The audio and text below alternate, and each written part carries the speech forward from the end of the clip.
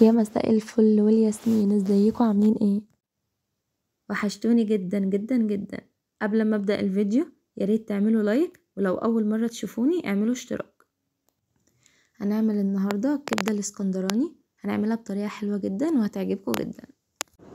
معايا نص كيلو كبدة. دي كبدة بلدي من الجزار. انا لما بجيب الكبدة بجيبها الكتلة على بعضها عشان اقطعها التقطيعة اللي انا عايزاها. وهنحط على الكبدة توم وليمون وفلفل وكزبرة وكمون، بس مش هنحط عليها اي حاجة تاني. معايا طاسة على النار هنسخنها كويس، هننزل بمعلقة سمنة فلاحي وحبة زيت ذرة. واول ما السمنة تسيح والزيت يسخن كده هنزل بمعلقة التوم اللي معايا. والتوم ده توم مفروم، انا بكون مفرزاه في الفريزر.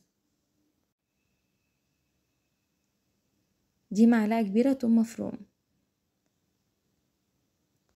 هنشوحها بقى كويس مع الزيت ومع السمنة، مش هنسيبه لحد ما يحمر، هو مجرد ما يبدأ يصفر بس هنزل بالكبدة على طول. واصلا الكبدة في كل حالاتها بتكون حلوة جدا سواء بالبصل او بالثوم، بس دي بتكون لها طعم ودي لها طعم تاني. الثوم هنا صفر، هننزل بقى بالكبدة وهنشوحها كويس. الكبدة من الحاجات اللي مش بتاخد سوا كتير، يعني هي مش بتطول على النار، هي 10 دقايق وبتكون استوت.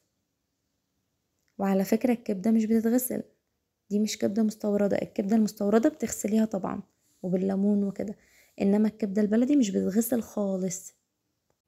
وكمان لازم نكون شايلين من عليها الطبقة الشفافة اللي هي بتبقى عليها من بره دي، لان الطبقة دي لو سويتيها بيها بتخليها تشد وبتخلي طعمها مش لطيف معاكي، ولو في اطفال مش هيعرفوا ياكلوها ولا يندوغوها اصلا. فانت يا اما بتشيليها انت يا اما بتخلي الجزار قبل ما بيقطعها لك يشيلها. هنا بقى بقلب الكبدة تقليبة حلوة كده وبحاول افصلها من بعض عشان ما تلزقش في بعض. والكبدة دي من الاكلات السهلة جدا اللي مش بتاخد معاكي وقت، هي السهل الممتنع زي ما بيقولوا، هي بسيطة وسهلة مش بتاخد معاكي وقت خالص، بتنجز معاكي. خلي عندك اساسي في الفريزر لو نص كيلو حتى. لو تعبانة ومش قادرة تعملي اكلة تعمليها بسرعة وتطلعيها بسرعة، هي بتتقطع وهي مجمدة اصلا، عشان تعرفي تقطعيها لازم تبقى مجمدة.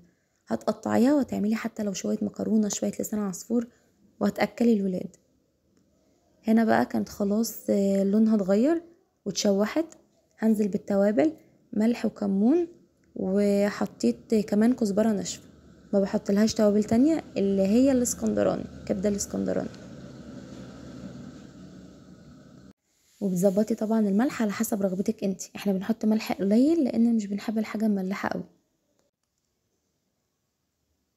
وقبل ما اطفي على طول بحاجات بسيطة بنزل بالفلفل، انا مقطعة طبعا فلفل سبايسي لان الكبدة الاسكندراني اصلا اساسها الفلفل السبايسي. ونعصر بقى عصرة ليمونة.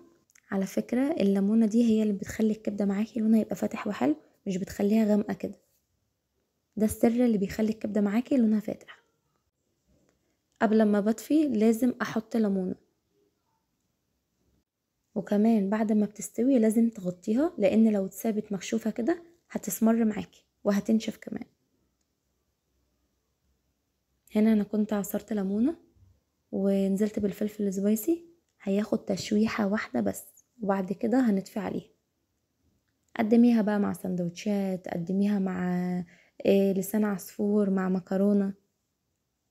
احنا هنا كنا اكلناها في عيش طويل، كنا جبنا عيش طويل وفتحناه وعملناه سندوتشات، وقليت جنبها بطاطس، كنت سلقة بطاطس وحمرتها كمان جنب الاكل، وكنت عاملة طحينة.